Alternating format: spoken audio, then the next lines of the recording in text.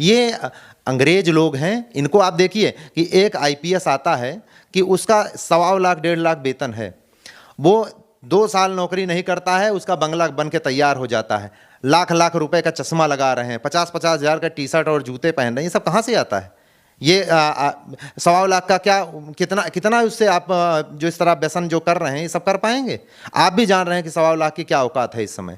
लेकिन ये सारी चीज़ें चल रही। मैं तो कहता हूँ कि अगर इतना ही आप दूध के धुले हो सभी लोग, मैं तो ब्रेन मैपिंग कराने के लिए तैयार हूँ। हर जो भी आरोप लगा रहा हूँ उसमें सब में मैं ब्रेन मैपिंग कराने के लिए तैयार हूँ कि मैं झूठ नहीं बोल रहा हूँ। अगर आप ये मानते हो कि मैं भ्रष्टाचार में लिप्त नहीं हूँ तो आपके लिए मैं कहता हूँ कि जितने आईपीएस अधिकारी हैं इनका साल में एक बार ब्रेन मैपिंग होना चाहिए इस बात का कि मैं इस वर्ष घूस नहीं लिया हूं, और कोई क्वेश्चन ना किया जाए। लेकिन एक चीज का इनको होना चाहिए कि साल में एक बार ये हो कि इन्होंने इस वर्ष घूस नहीं लिया है। मैं कहता हूं कि यूपीएससी का फॉर्म भरना लोग बंद कर देंगे। 1.5 करोड़ का पैकेज छोड़ के लोग आ रहे हैं 1.5 लाख की सैलरी लेने के लिए। ये उसमें तभी लोग फॉर्म भरेंगे जब भगत सिंह, राजगुरु, सुखदेव, अशफाकुल्ला खां जैसी सोच रखने वाले, मंगल पांडे जैसी सोच रखने वाले, बाबा साहब BR अम्बेडकर जैसी सोच रखने वाले लोग होंगे, तभी ये फॉर्म भरेंगे। नहीं, फॉर्म भरना मुश्किल पड़ जाएगा महाराज, ये आप देखिएगा। आपने आरोप लगाया, इसकी जांच हो रही है। अब जांच में आप जो अधिकारी जांच कर रहा है, आप कह रहे हैं कि हमें उसके ऊपर भरोसा नहीं है, वो काला अंग्रेज है। क्या ये बातें ठीक है? चलिए, यदि मैं ये घटनाक्रम को पलट के रख दूं, आज सुनील शुक्ला जी कांस्टेबल ना होके यदि वो एसपी होते और आपको ही कोई इस तरीके से कहता तो क्या आपको? जैसे मैं आपसे ही पूछना चाहूँगा, आप हमसे ज़्यादा जानते हैं, क्योंकि मैं तो अकेला एक कमरे के अंदर बंद होकर बोल रहा हूँ, आप पूरे समाज को देख रहे हैं। अगर जिसके ऊपर मैंने मान लीजिए आरोप लगाया पुलिस लाइन के लोगों के ऊपर, और उसी का अगर एडीसीपी साहब को अगर जांच मिलेगी, तो आप बताइए जिसके ऊपर आरोप लगाया वही मेरा जांच करेगा तो कहां तक प्रासंगिक हो सकता है? मेरे ऊपर क्या होगा? लेकिन उसको फिर प्रेस विज्ञप्ति निकाली गई, दूसरे के पास ट्रांसफर किया गया है। हालांकि मैं आपको पहले बता दूं कि उनका एक कलीग अगर जांच कर रहा है, तो मेरी मांग ही अगर मान लीजिए थी, मैं कोई इस देश का मतलब आतंकवादी तो हूं नहीं, नक्सलवादी भी नहीं हूं, ना मैं बलात्कारी हूं, ना मैंने किसी की हत्या किया है, ना लूट किया है। अगर मेरा मान लीजिए मैं कह ही दिया कि मजिस्ट्रेटिक जांच कर लीजिए, किसी दूसरे के अधिकारियों से जांच करवा लीजिए, दूसरे विभाग के, तो इसमें कौन सा अपराध कर दिया? वो कोई दुश्मन थोड़े हैं, वो भी एक ही परिवार के हिस्से हैं। दूसरा विभाग भी तो अपना परिवार ही है।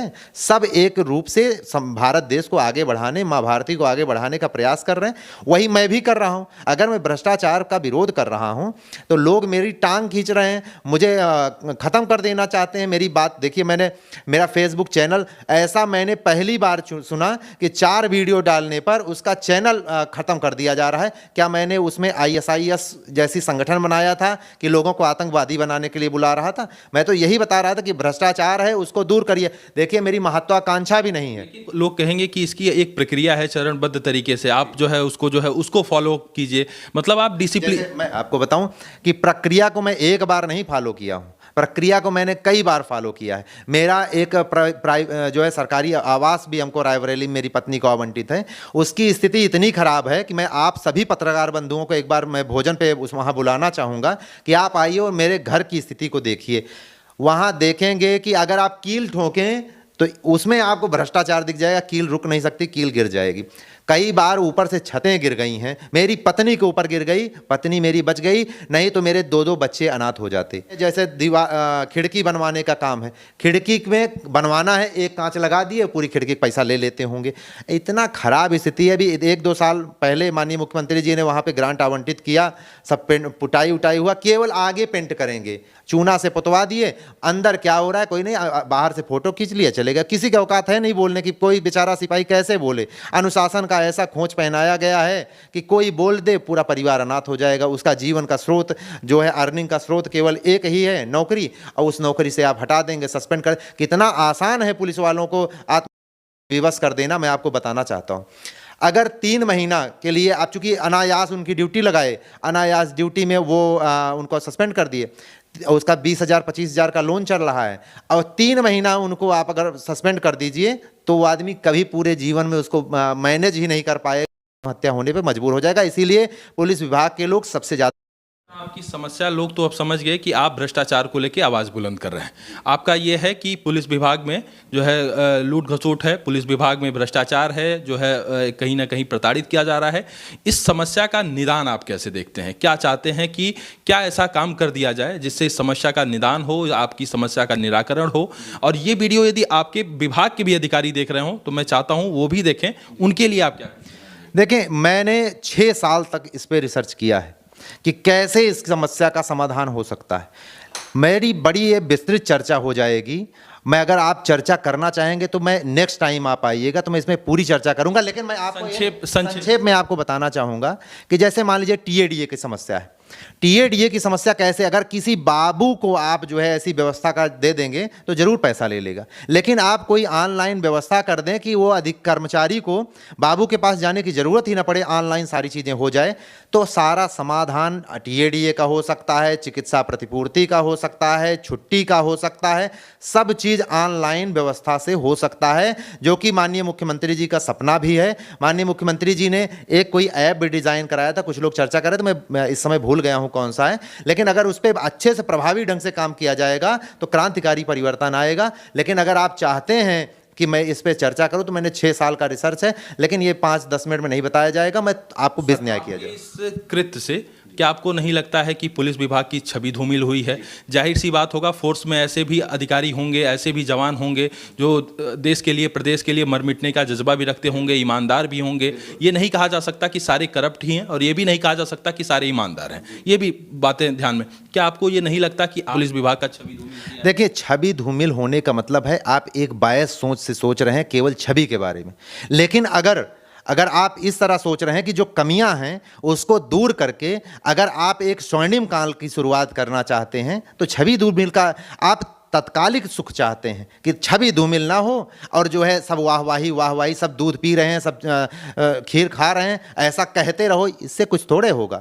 आप स्वर्णिम काल लिखिए। माननीय मुख्यमंत्री जी के बात तक मेरी बात पहुंचेगी तो एक स्वर्णिम काल वो लिखेंगे और उसमें ये क्रांतिकारी परिवर्तन लाएंगे। मैं किसी प्रकार की छवि धूमिल करना मेरा इरादा नहीं है। मैं चाहता हूं कि इतना सशक्त उत्तर प्रदेश पुलिस परिवार बने और उसमें इतना अच्छा स्वर्णिम काल लिखा जाए। आपके पास मौका भी है, मैंने बता भी दिया है समस्याएं कहां कहां हैं, और सुझाव देने वाले लोग नहीं है, लोग चापलूसी करने वाले हैं। कोई बताना नहीं चाहता अपने अधिकारियों से, अपने डीजीपी महोदय तक कोई अधिकारी बताना नहीं चाहता। मैं बता रहा हूं तो उसमें सुधार होना चाहिए। जी सुनील जी, आप जो बातें आज ये बात बता रहे हैं, कैमरे पे ऑन कैमरे रख रहे हैं, ये बात आप वर्दी की अस्मिता की कसम खाते हुए, वर्दी का कसम खाते हुए, यूनिफॉर्म का कसम खाते हुए ये बात कह रहे हैं? मैं अपनी माता का कसम खा के कह रहा हूं कि जो मैं कह रहा हूं सत्य कह रहा हूं।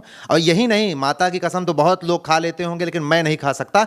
लेकिन मैं चाहता हूं कि मेरी ब्रेन मैपिंग कराया जाए। अगर एक भी बात मैं असत्य बोल रहा हूं तो मुझे जितना दंड मिलना चाहिए लोगों के लिए व्यवस्था है उसका 3 गुना दंड दिया जाए, क्योंकि मैं समाज को गुमराह कर रहा हूं। ये सब जान रहे हैं, जितने अधिकारी हैं सबको पता है कि ये सुनील शुक्ला सत्य बोल रहा है।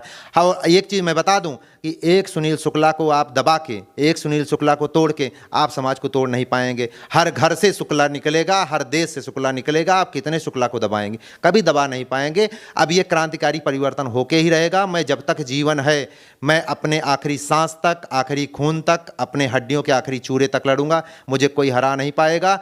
ये मेरा शारीरिक शोषण कर सकते हैं, मानसिक शोषण नहीं कर पाएंगे। विभाग में जो घूस लिया जा रहा है इसके खिलाफ हैं और आप चाहते हैं कि बंद हो ताकि प्रदेश पुलिस के जितने जो जवान हैं सबके साथ न्याय हो। बिल्कुल, मैं यही चाहता हूं। मेरा कोई छवि धूमिल करना उद्देश्य नहीं है।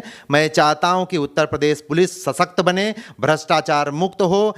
अगर अंदर का भ्रष्टाचार मुक्त हो जाएगा तो बाहर जनता में ऐसा छवि आएगा देख के कि जब जनता मिलेगी पुलिस से तो अपना भाई जैसा फील करेगी। जो अपना शत्रु और गाली देती रहती है, जो बुराइयां करती रहती है, वो अपने भाई की तरह मिलेंगे लोग। आपने योगी जी को भी संदर्भित किया था। आपका जो पहला वीडियो वायरल हुआ था, मेन स्ट्रीम से लेकर हर जगह चला वो वीडियो। क्या लगता है कि आपकी बात योगी जी तक पहुंच गई? और क्या जो कुछ हुआ, आपने कहा पहला, आपने ये भी आरोप लगाया था कि ये काले अंग्रेज हैं, उनका अब वो जांच से वो हट गए हैं?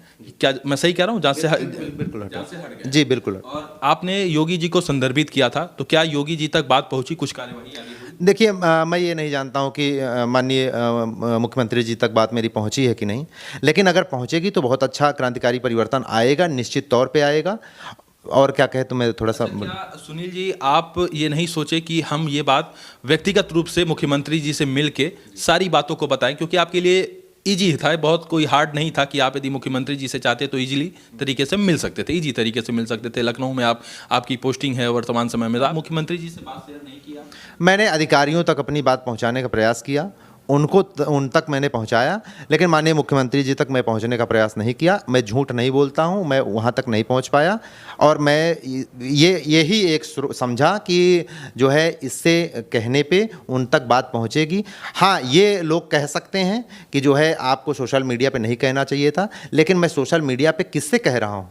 किसी गैर से थोड़े कह रहा हूँ। मैं माननीय मुख्यमंत्री जी, आम जनता क्या है, आप गैर मानते हैं क्या उसको? जो मीडिया के बंधु हैं उनको गैर समझते हैं क्या? वकील बंधु हैं उनको गैर समझते हैं? डॉक्टर्स को गैर समझते हैं क्या? मैं किसके सामने कह रहा हूँ? कौन सा विदेशी है जिसके सामने मैं कह रहा हूँ कि मेरे देश में ये दिक्कत है? मैं तो चाहता हूँ कि ये सब अपने हैं, मैं इनसे कोई बात कह रहा हूं तो कहीं बाहर किसी दूसरे परिवार में बैठ के नहीं कह रहा हूं जो आप मेरी बात दबाना चाहते हैं। ये बंद कर रहे हैं मेरे चैनल को इंडिया में, विदेश के लिए खोले हैं, विदेश में लोग देख रहे हैं। सुनील जी यदि ये बात आपका अभी वर्तमान समय में सीएम योगी जी तक ये बात जाए ऑन कैमरा, आपने कहा व्यक्तिगत रूप से मुलाकात नहीं हुई, लेकिन यदि ऑन कैमरा आप कुछ कहना चाहें मुख्यमंत्री जी को? जी, मैं तो यही चाहता हूं माननीय मुख्यमंत्री जी से, मैंने पहले भी एक बार कह चुका हूं आपसे, लेकिन मैं चाहता हूं कि अगर माननीय मुख्यमंत्री जी तक मेरी बात पहुंचे तो वो इस पे ऑनलाइन व्यवस्था करें, एक सिंगल विंडो, एक सिंगल ऐप के माध्यम से, और उसमें सारी समस्याओं का निराकरण हो जाए। किसी अधिकारी या किसी बाबू के पास सिपाही दीवान दरोगा को जाने की ज़रूरत ना पड़े। दरोगा बेचारों की तो इतनी बुरी स्थिति है कि बहुत सारे लोगों ने मेरे पास फ़ोन करके उन्होंने कहा कि भैया ऐसी स्थिति है कि दरोगा की नौकरी करना तो इतना कठिन हो गया है कि कम से कम 15 से 20 हज़ार रुपये एक्स्ट्रा लगता है नौकरी करने के लिए। अगर मैं उसको अपने वेतन से खर्चा करूं तो फिर अपने वेतन से 15-20 हज़ार जब मैं दूसरे को दे दूंगा तो फिर जहां पे जाइए किसी बाबू से वो मिलने जाते हैं बेचारे, तो उनका ये मानते हैं कि दरोगा जी आए हैं तो कुछ तो देबे करेंगे। ये स्थिति है, दरोगाओं की स्थिति तो इतनी बदतर हो गई है बेचारों की, क्या करें वो। और वो उनकी इतनी पीड़ा, बहुत सारे दरोगा हमारे बंधु हैं, मित्र हैं, वो हर तरह से प्रताड़ित हैं। जहाँ जाते हैं वहाँ पैसा देना है, और पैसा देना है तो कोई अपनी सैलरी से नहीं दे पाएगा, वो इसी जनता से लेने का प्रयास करेगा। इसीलिए आप देखिए एंटी करप्शन की टीमें कभी इन दरोगा को पकड़ती है, कभी उन दरोगा को पकड़ती है। वो बेचारे मजबूर हैं, अगर पैसा नहीं लेंगे तो सैलरी आदि खत्म हो जाएगी। स्टेशनरी का पैसा है, स्टेशनरी का पैसा भी उनको वहाँ से नहीं मिलेगा, वो अपनी जेब से कराएं। फोटो स्टेट भी कराना है तो दूसरी जगह से कराएं। कहीं किसी, अगर कहीं जा रहे हैं दिल्ली किसी की दबिश देने तो अपनी गाड़ी से अपना तेल भरा के जाएं। ये कौन सी व्यवस्था है? अगर आप इसको दूर करना चाहते हैं, लेकिन अब बस वही है, कप्तान साहब से कौन कहे, राजा के जो है कौन कहने का साहस रखे, जो साहब ने, हुजूर ने कह दिया। आप ये कहना चाह रहे हैं कि बिल्ली के गले में घंटी कौन बांधे? जी, मैंने ही घंटी बांध दिया है, तो अब जो है लोग खूब नाच रहे हैं और मुझे जो है ख़त्म करने पे लगे हुए हैं। लेकिन ये जान लीजिए कि मैं डरता नहीं हूँ, चाहे जो हो जाएगा मेरे साथ। मैंने अपने सर में कफन बांध लिया है, मुझे किसी चीज़ का डर का नहीं है।